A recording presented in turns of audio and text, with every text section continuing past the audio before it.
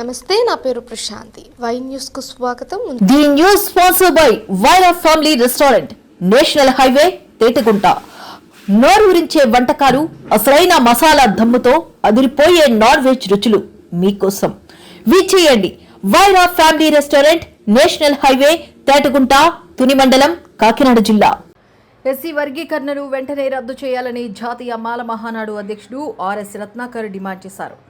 కొత్తపేటలో ఏర్పాటు చేసిన విలేకరుల సమావేశంలో రత్నాకర్ మాట్లాడారు. దళితుల ఐక్యతను దెబ్బతీసేందుకు రాజకీయ కుట్రలో భాగంగానే ఎస్సీ వర్గీకరణను అమలు చేస్తున్నారని ఆరోపించారు.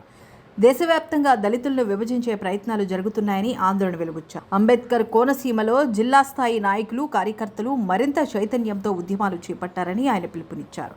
ఎస్సీ వర్గీకరణపై వైఎస్ఆర్ కాంగ్రెస్ పార్టీ అధ్యక్షుడు జగన్మోహన్ రెడ్డి ఇప్పటివరకు తన వైఖరిని స్పష్టంగా వెల్లడించలేదన్నారు. దళితుల ఐక్యతను కాపాడుకోవడానికి అందరూ కలిసికట్టుగా పోరాడాలని పిలుపునిచ్చారు.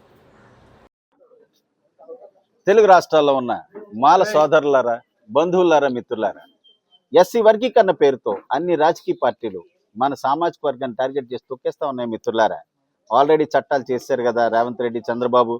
చేసేదేముందని మనం మడతపెట్టి కూర్చుంటే ఫ్యూచర్లో మన సామాజిక వర్గ ఉనికి ఈ రాష్ట్రాల్లో లేకుండా పోతుంది. మిత్రులారా, శాంతియుత పోరాటానికి మనం సిద్ధం కావాలి.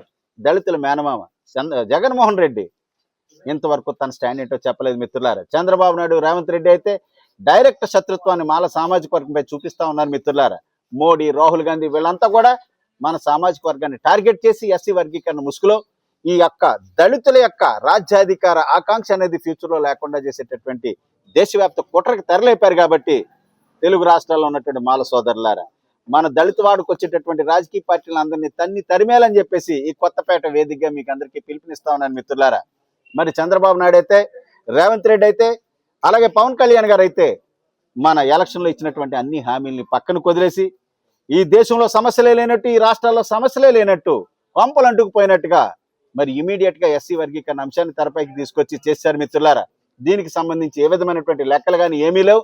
చేసిందంతా తప్పు. మరి పార్లమెంట్లో ఎస్సీ వర్గీకరణ తప్పు అని చెప్పేసి ఒక అమెండ్మెంట్ తీసుకొచ్చేంత వరకు కూడా మనం శాంతియుతంగా, ప్రజాస్వామ్యయుతంగా పోరాడాలి.